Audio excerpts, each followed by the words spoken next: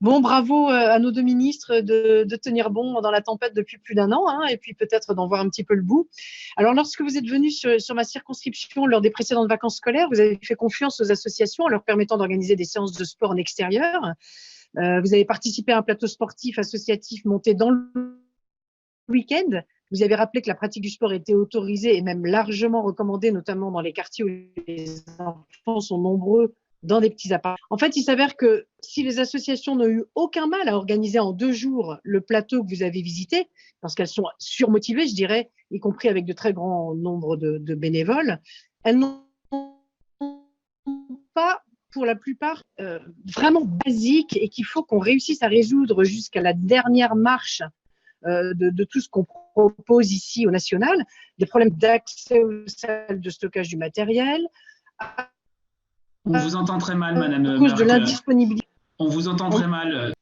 Oui, donc je disais, donc je ne reprends pas tout, mais simplement pour des problèmes, je dirais presque basiques de service des collectivités, donc des problèmes d'accès aux salles de stockage de matériel, ou simplement à cause de l'indisponibilité d'un agent municipal pour ouvrir la grille d'un stade.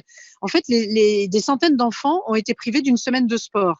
Alors ma question est simple, dans la perspective des vacances d'été, comment faire pour que les dispositions que vous prenez et qui sont très engageantes ne soient pas gâchées par des surinterprétations de règles et des difficultés opérationnelles qui seraient largement surmontables. Après tout, on est quand même en période de crise, il faut que tout le monde s'arrache un peu. Et elles ont souvent enfermé des enfants dans des appartements pendant 15 jours alors qu'ils auraient pu bénéficier d'activités sportives de plein air qui, on le sait, évidemment, sont essentielles à leur santé physique et mentale. Sur les questions posées par Madame la députée Morche, donc c'est à cheval sur les compétences de Roxana Maracineanu et des miennes. Donc c'est vrai que nous avons cherché pendant ces vacances de printemps à ce que les enfants et les adolescents puissent bénéficier de l'ouverture des structures sportives externes, comme lors de cette visite à Toulouse que j'avais faite en effet. On a rencontré un certain succès, mais aussi des limites dont nous devons tirer les conséquences dans nos partenariats avec les collectivités locales. Peut-être que Roxana Maracineanu voudra revenir là-dessus, puis je reviendrai un peu en répondant à des questions de Monsieur le député Freschi tout à l'heure.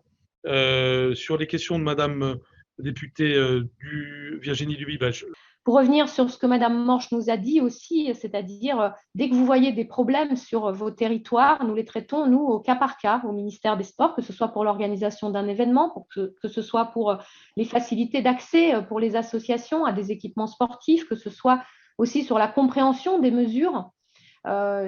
Désormais, les préfets, dès qu'il y a une question sportive, doivent se mettre en lien directement avec le ministère chargé des sports. Et nous essayons au cas par cas de résoudre, de débloquer des situations. Également pour l'ouverture des piscines, les cycles scolaires.